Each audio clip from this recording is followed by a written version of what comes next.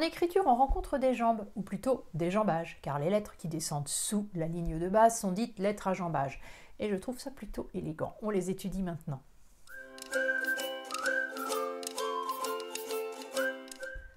Bonjour, je suis Cécile Maléco, éducatrice en écriture et formatrice en pédagogie de l'écriture méthode Dumont. En écriture manuscrite comme en typographie, la typographie dans ce cas précis ce sont les caractères d'imprimerie. Bref, en écriture comme en typographie, on distingue 3 zones. La zone médiane, la zone déampe que certains appellent jambage supérieur et celle des jambages que certains appellent les jambages inférieurs. Pour plus de clarté, je préfère le terme ampe pour la zone supérieure et jambage pour la zone inférieure. On a déjà vu la zone médiane en étudiant les lettres E, I, C et S par exemple. Nous avons également vu la zone déampe en étudiant les grandes boucles et les grandes étrécies comme dans les lettres L, T et D qui montent au-dessus de la zone médiane. Aujourd'hui, nous abordons ce qui se passe en dessous de la ligne de base, dans la zone des jambages. Et pour une fois, je vais m'écarter de la nomenclature de Daniel Dumont. Je n'ai jamais été à l'aise avec le vocabulaire utilisé qui ne correspond pas à ma logique en ce qui concerne les jambages. En méthode Dumont, nous avons la boucle inférieure, le jambage bouclé, le jambage bâtonné et le rouleau prolongé bas. J'étais graphiste dans une autre vie et pour moi, tout ce qui passe sous la ligne s'appelle jambage. Je m'y retrouve mieux comme cela, mais c'est tout à fait personnel.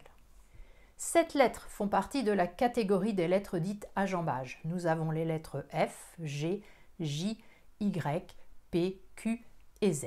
Et nous avons 4 sortes de jambages différents suivant leur structure et leur sens de rotation. Voyons cela de plus près. Le jambage du F tourne dans le sens inverse des aiguilles d'une montre, comme la boucle. C'est donc un jambage bouclé. La lettre F est donc une grande boucle, un jambage bouclé et une attaque d'étrécie indispensable pour lier la lettre avec celle qui la suit. Les lettres G, J et Y ont-elles un jambage qui tourne dans le sens horaire. Il est donc une dérivée du rouleau. C'est pour cette raison que nous l'appellerons un jambage roulé. Le G est un rond fermé par un jambage roulé.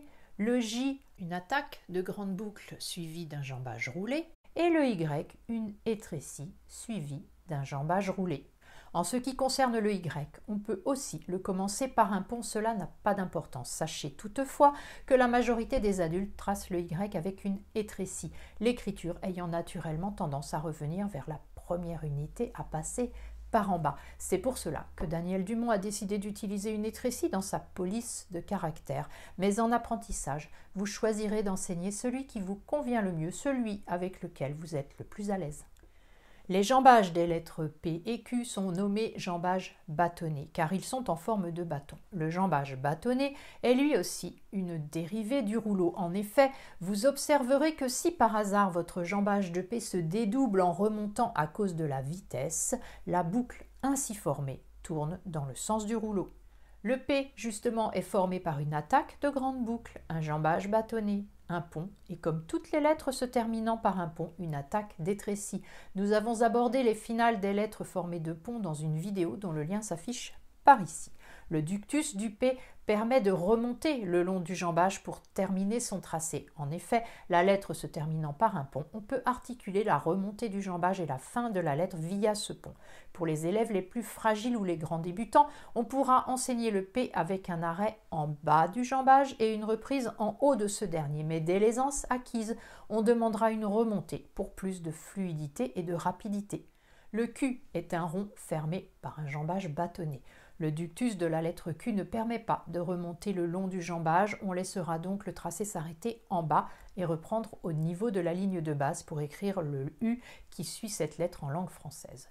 Vous remarquerez au passage que le Q faisant partie des lettres rondes, elle est la seule lettre qui nécessite un arrêt avant et après son écriture.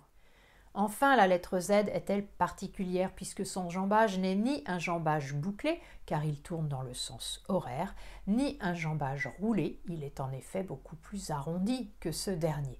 De plus, son attaque se fait sur la ligne de base et non en haut de la zone médiane, comme les autres jambages. Nous le nommerons donc jambage enroulé bas. Le Z est donc une attaque d'étrécie, un pont et un jambage enroulé bas. Logiquement, les jambages ne posent pas de problème aux enfants lors de l'apprentissage. Si vous constatez dans certaines écritures qu'ils sont trop courts, c'est probablement que les doigts manquent de mobilité ou que la main est mal positionnée. Il faudra dans ce cas revoir la tenue et le maniement du crayon. Voilà, les jambages n'ont plus de secret pour vous. Rappelez-vous, 7 lettres ont un jambage, le F, le G, le J, le Y, le P, le Q et le Z. Nous avons 4 types de jambage, le jambage bouclé, le jambage roulé, le jambage bâtonné et le jambage enroulé bas. Vous pouvez, si vous le souhaitez, mettre un petit pouce bleu ou vous abonner si vous voulez être tenu au courant des prochaines sorties. Si vous avez envie de suivre une formation, allez visiter mon site internet pour vous renseigner sur les diverses formules. Le lien est quelque part par là. Moi, je vais rentrer à petite foulée, ça me fera de belles jambes. Merci pour votre soutien et à très bientôt pour bien écrire.